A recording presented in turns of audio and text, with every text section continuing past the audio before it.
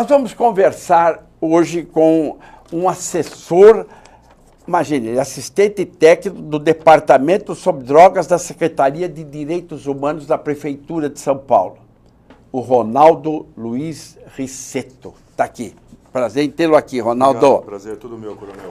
E nós vamos ter junto a coaching Elizabeth Sabino Issa. Nós vamos conversar sobre algo muito interessante.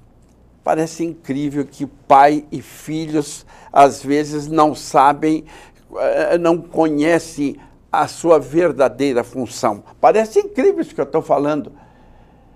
Como é que nós vamos falar sobre esse tema? Então, coronel, uma das coisas que, para nós, do Amor Exigente, é muito importante, é que... Eu preciso falar aqui, no fim? É nesse aqui. Uma coisa que é muito importante para nós, do Amor Exigente, é que os pais entendam a sua função. Para que o filho seja filho, o pai tem que ser pai. O pai, sendo pai, ele vai orientar, ele vai criar limites, ele vai fazer com que o filho siga caminhos positivos, né, com base na experiência dele. E os filhos, como filhos, eles devem, enquanto estão sob a guarda dos pais, ou seja, enquanto eles vivem do mesmo teto, devem seguir as regras da casa.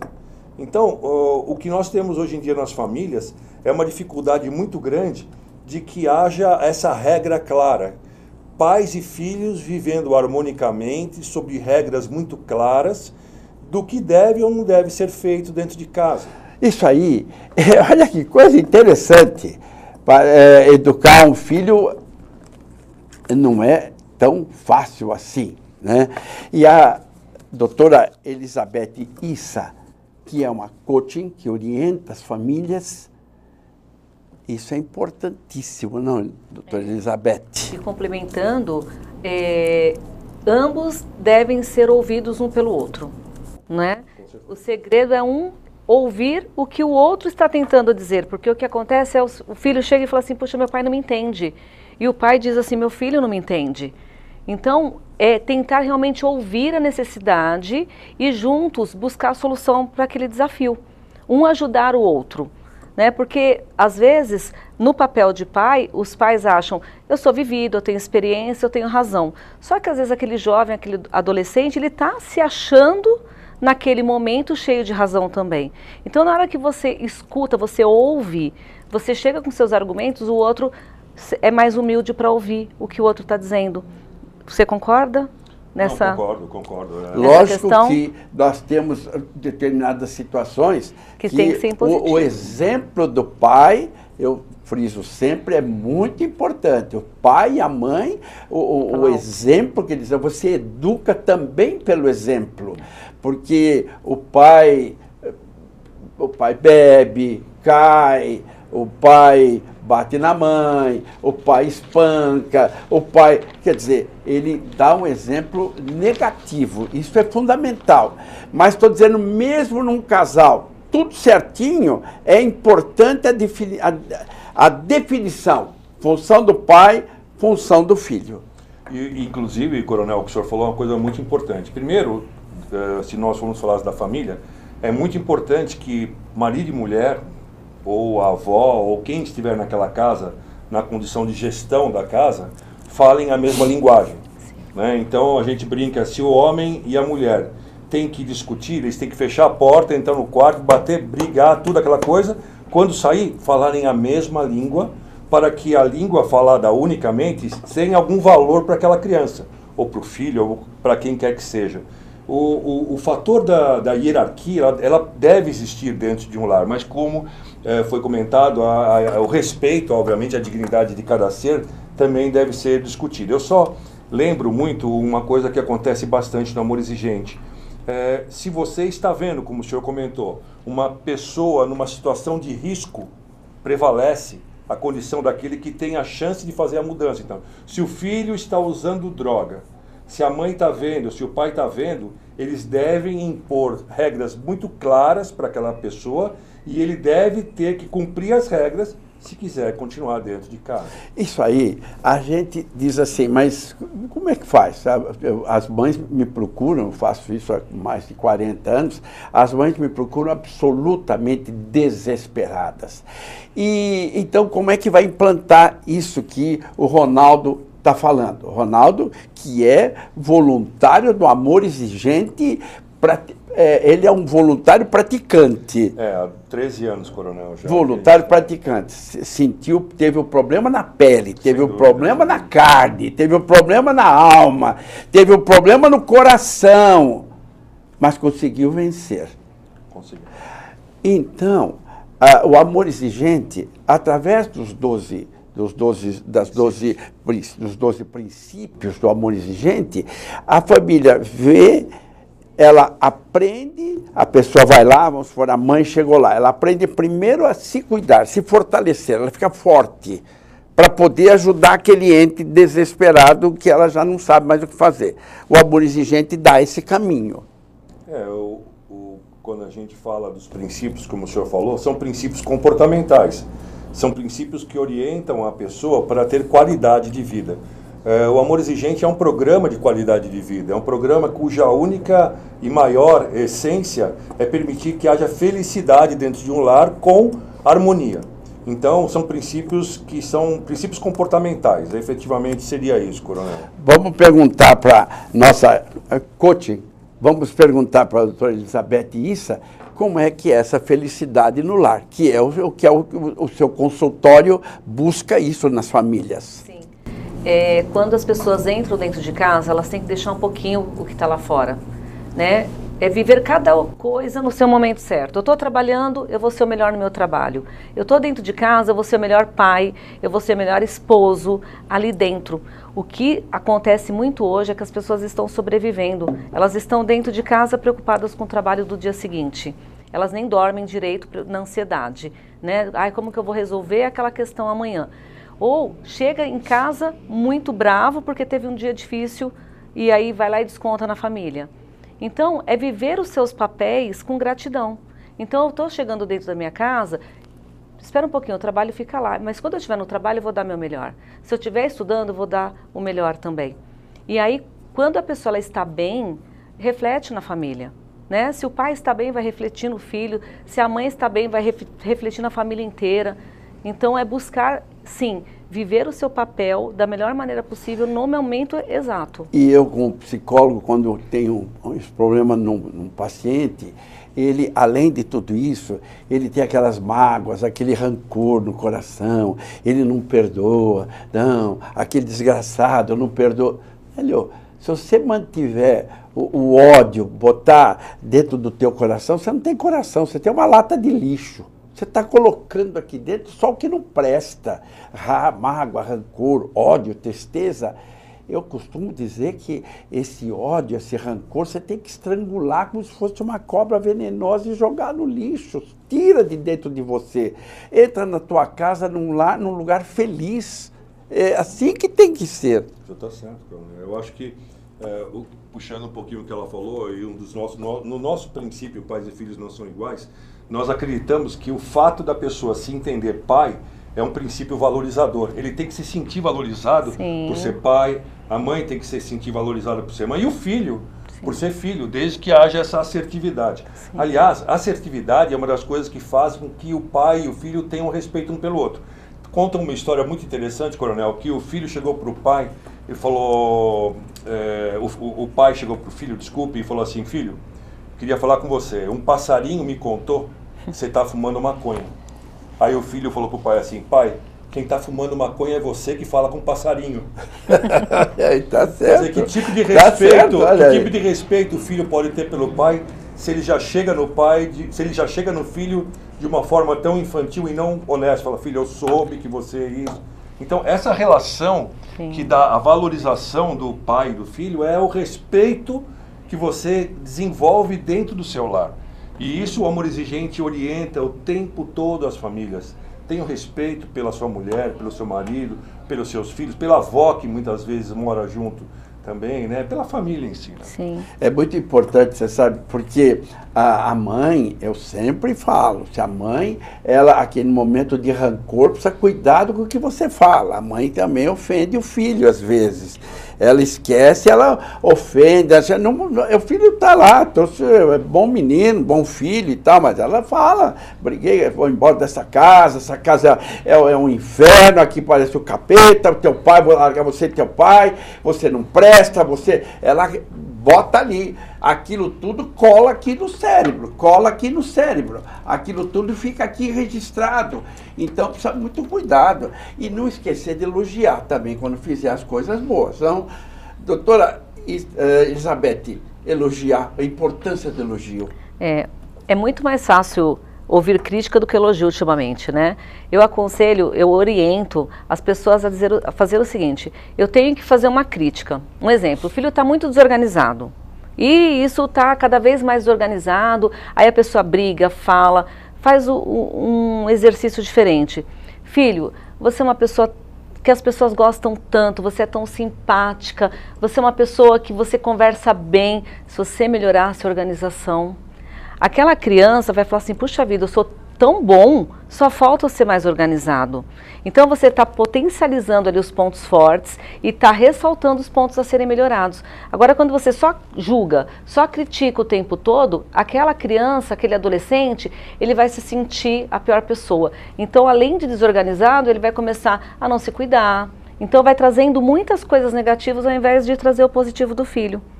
São detalhes, Sim. Pequenos detalhes que com grandes resultados. Isso. Nunca esquecer que Deus fez as coisas simples para complicar o sábio, Isso né? mesmo. Não Isso é? mesmo. Essa foi boa, Coronel. Não Essa é? não conhecia, O não conhecia. cara tem que...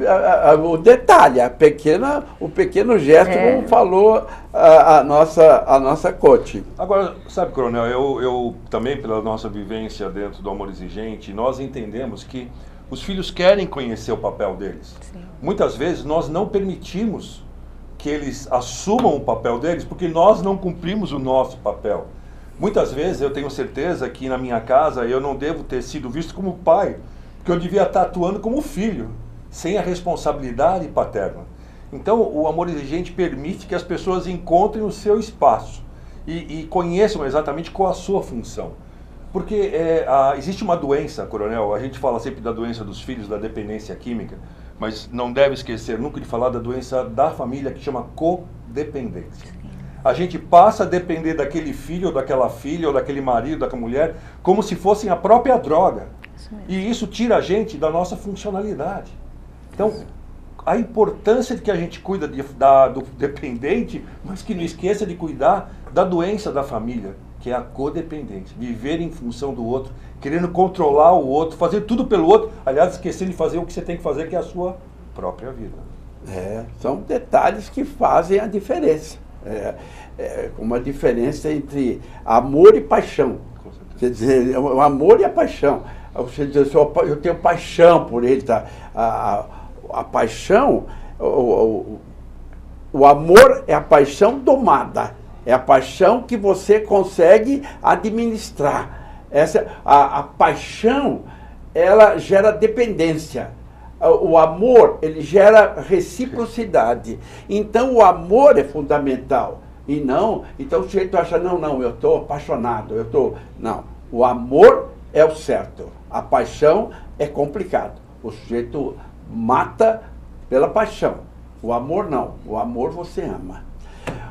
Nosso programa chegou ao final e eu quero agradecer muito o Ronaldo Luiz Riceto, que é voluntário do Amor Exigente, essa entidade fantástica que está no Brasil inteiro, que está lá no Uruguai, na Argentina também, né, em outros lugares, e salvando vidas. Entra no site e procura Amor Exigente, daquele nosso querido Padre Haroldo e Dona Mara, e o nosso presidente... Luiz Fernando Calduro. Mas o nosso vice também é importantíssimo. O nosso vice-presidente Miguel Tortorelli também Esse é muito importante. É um time bom, né?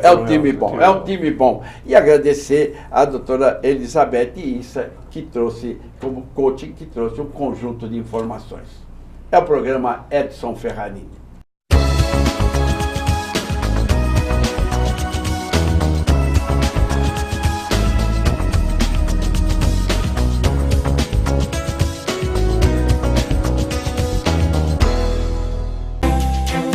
Amor Exigente é um extraordinário programa que salvou a minha vida. Amor Exigente tem uma função fantástica.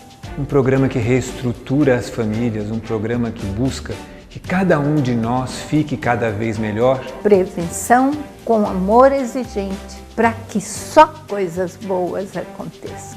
Está convidado.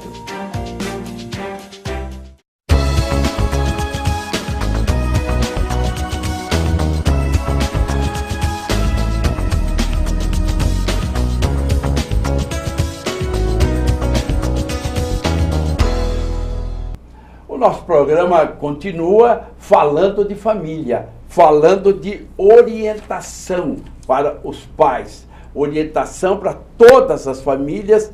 Como é que faz para o meu filho não usar drogas? Mas já está usando, Ferrarini. Como é que faz para sair das drogas? Como é que o sofrimento de um pai e de uma mãe é muito importante e é muito acentuado. Digo, não é importante. Importante é você buscar ajuda. Mas eu já ouvi tanta lamentação, tanto choro de pais e mães buscando o seu filho nas cadeias. Eu trabalhei 35 anos na Polícia Militar, buscando os seus filhos na cadeia. Mas nós vamos buscar uma solução para isso tudo. E sabe onde que tem informação sobre isso? No Amor Exigente. E o nosso Ronaldo Luiz Riceto está aqui falando, colaborador voluntário do Amor Exigente. Agora, a outra voluntária já é rodada bastante nessa tarefa de salvar vidas. Rodada. Isilda Alves.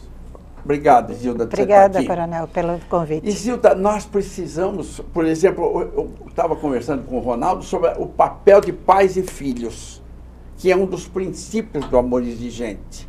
E o papel dos pais e filhos são bem definidos, mas como é que... eu vou pedir uma explicação para o Ronaldo. Me define bem, melhor explicando o papel de pais e filhos na relação da criação de um filho. Não, Coronel, que a gente, como eu comentei com o senhor, nós temos o princípio pais e filhos não são iguais, que é um princípio que leva à funcionalidade como a regra mais importante dentro de um lar. Ou seja, dentro de um lar equilibrado, organizado, harmônico, as funções têm que estar bem claras, né? Então, o pai e a mãe têm funções bem claras, o filho também tem as suas, e para que haja harmonia no lar, todos devem respeitar a funcionalidade do lar. O que eu dizia para o senhor também, né, que é o problema que nós temos, é que as famílias, elas chegam no Amor Exigente totalmente destruídas, ou seja, na sua funcionalidade. Mãe e pai não são pais, não são nem filhos às vezes. Eles estão ali procurando uma saída para ajudar o outro filho que está com um problema de compulsão. Mas qual é a regra disso tudo? Não existindo funcionalidade, ninguém manda em ninguém, e ninguém manda, não tem uma regra para ser cumprida, não tem limite. Então, o pai e mãe, eles estão aqui para orientar, para mostrar caminhos, para permitir que seus filhos, ou para que as pessoas que moram naquela casa, se mantenham num caminho do bem, vamos dizer assim. Aí o Amor Exigente, aí que ele entra de uma forma decisiva, explicando para a mãe, os pais que vêm desesperados buscar ajuda, ele traz um conjunto de informações. Aí é que é a importância do Amor Exigente, né, Isilda? Sem dúvida, sem dúvida. A senhora que está me ouvindo, vamos prestar atenção numa coisa. Deixa eu te falar, Isilda. Sabe com quantas pessoas ela já falou na vida? 500 mil. Orientando sobre droga, quando ela fazia uma série de palestras pela Jovem Pan. 500 mil pessoas, sei lá, não sei quantos Maracanãs lotados. Então ela tem muita prática e muita experiência. Hoje ela é voluntária do Amor Exigente como eu. Você vai numa reunião do Amor Exigente, você pode encontrar a Isilda e eu lá. Coronel, vamos pensar em termos de família. O que faz a família? Ela prepara para a sociedade. Se eu não dou limites, se eu não ensino meu filho a cumprir regras, quem vai ensinar a ele será a rua. E a rua não vai ter a delicadeza do amor que os pais têm. Então, ou os pais realmente, de fato, são pais e se entendem, a mesma ordem da mãe tem que ser a mesma ordem do pai, porque tem aquele negócio de, pai, não sei o que, deixa. Não, não deixa. A tua mãe falou, teu pai falou. E precisa dar não. Olha, por que é importante o não na vida da gente? Para eu vir aqui, coronel, eu tenho que seguir regras. Eu não posso entrar a hora que eu quero, eu não posso me sentar aqui e falar, agora eu vou falar. Não, não é assim. O não faz parte, inclusive, da religião. Os princípios da religião começam com não. Não matarás, não vais trair, essas coisas. Então, por que a gente não adota isso? Por que o não é tão difícil para uma mãe? Se você ama, se a mãe que ama o filho tem que aprender desde pequeno a dizer não. Porque se ela não ensinar isso com carinho e com amor, olha, seus brinquedos não podem ficar jogados aqui. Eu vou com você ao supermercado, mas não tenho dinheiro para comprar tudo que você quer. Tem que colocar a criança na realidade. Quando ele for adolescente, ele saberá usar ou não. Se tudo é permitido, porque quando oferece a droga, ele não vai recusar. E um ponto importante, importantíssimo, que o senhor tem destacado muito aqui. Não pode deixar o filho beber. Se deixar o filho experimentar bebida antes dos 18 anos, eu estou falando para o meu filho, aqui em casa a gente não segue a lei, só lá na rua. Isso não existe. Porque se ele pode beber em casa, por que ele não vai poder beber fora de casa e aceitar outra droga de outro amigo?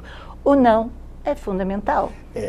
A Isilda tocou esse problema do álcool e as famílias às vezes dão para a criança, né? Pode beber, dá para a criança. Na chupeta. Na chupeta. Até põe álcool na chupeta. Leva filho para bar. Como é? Filho para bar. Sabe? Lugar de criança não é no bar. E a gente tem que... o problema do alcoolismo, ele é muito complicado, né? Porque as pessoas se transformam em alcoólatra, né? E o alcoólatra, no meu livro... quando que a pessoa é alcoólatra? Eu cito no meu livro que o alcoólatra é aquele que não consegue evitar o primeiro gole. Essa é a doença chamada alcoolismo. Ele não para no segundo, ele perde o controle diante da garrafa. Então, se você estiver nessa situação, você é alcoólatra. Então, só para você entender, e a criança de 8 anos, pai, sabe onde você precisa ficar atento? Nas reuniões de condomínio, lá embaixo. Na festinha do condomínio, lá embaixo, Isilda. Sim. Lá que está começando o negócio. Sim, porque a lei em São Paulo ela é muito rígida com os comerciantes. Então, se eu flagrar um menor bebendo num bar, eu posso ligar para o 0800 do governo do estado e imediatamente se não tomar as providências e o comerciante será penalizado.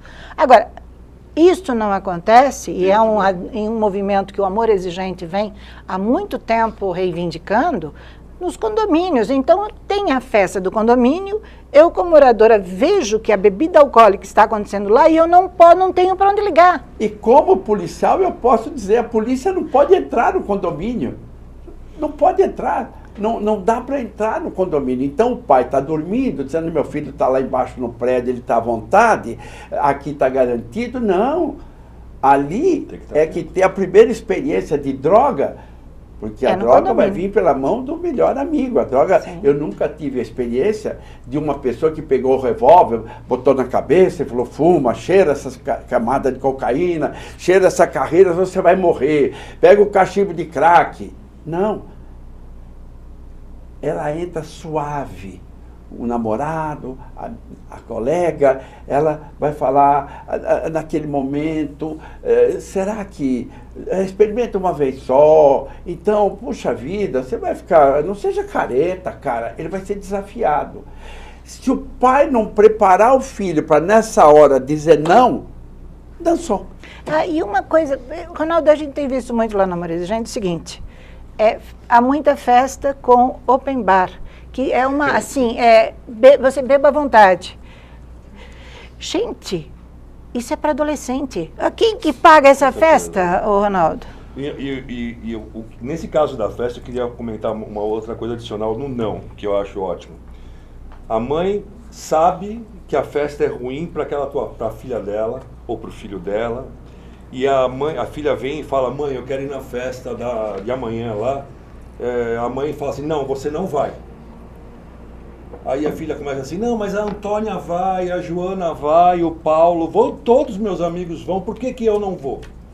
E aí a mãe, com sentimento de culpa, que é outro princípio muito forte nosso, ela acaba cedendo e liberando a menina para ir na festa. O que mais me chama a atenção hoje nos nossos grupos é o sentimento de culpa que os pais assumem em não dizer um não. Eles acham que eles estão sendo maus pais, eles acham que eles não estão compreendendo os filhos e tantos outros sentimentos, coronel. O não, como a Zilda falou, talvez seja o momento mais crítico da relação entre uma família, porque se o marido e a mulher não se conversam direito, como é que eles podem juntos dizer não para aquele filho? Porque acontece isso também que a Zilda falou. Vai falar para um, se os dois não estiverem iguais, o outro fala, tudo bem, vai no outro e pede para o outro. A família, ela é talvez esse núcleo restaurador, né, desse processo louco que a gente está de uso de drogas abusivo. A família tinha que estar organizada, equilibrada, saudável, sem a codependência, para que tantas outras coisas não acontecessem dessa forma. Não tem manual para educar o filho, né? Não tem um manual. O filho nasceu, está ali, graças a Deus, você fica todo feliz, mas ele vai crescendo, ele vai, completou 3 anos de idade, bonito, fala gracinhas, vai atingindo a adolescência, e daí você não tem como, o pai não sabe, não tem manual. Não tem manual. Nós estamos conversando aqui, trazendo a experiência minha, trazendo a experiência do Ronaldo, trazendo a experiência da Isilda. Por quê? Para você aí, pai, chegar no meio termo. Por isso que esse aqui é o programa da família. Por isso que esse programa aqui, ele, se for outra estação, talvez não levasse. Porque é um programa de pura orientação. É o programa Edson Ferrarini, programa Coronel Ferrarini, que eu faço isso há 45 anos. Coronel, deixa eu falar uma coisa, senhor. Fala, Ronaldo. A Isilda, ela é aquela pessoa que as crianças mesmo querem ouvir, porque né, quantas palestras nas escolas, porque as crianças também têm que estar interessadas em ouvir uma palestra, porque esse é outro problema, sim, né, Isilda? Se a pessoa não sente confiança, a Isilda Alves vai na escola, as pessoas vão.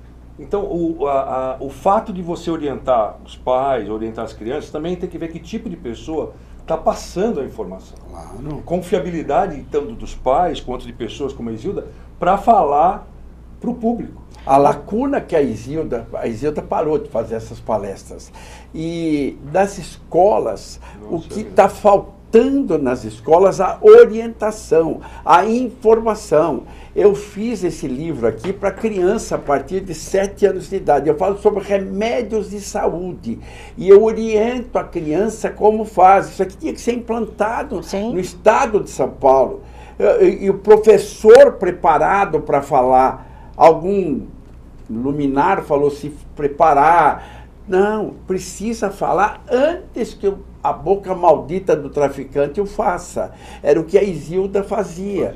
Ela fez durante tantos anos e depois a Isilda parou e daí nada. Sabe quem está falando com o nosso menino? Se a família não falar, traficante.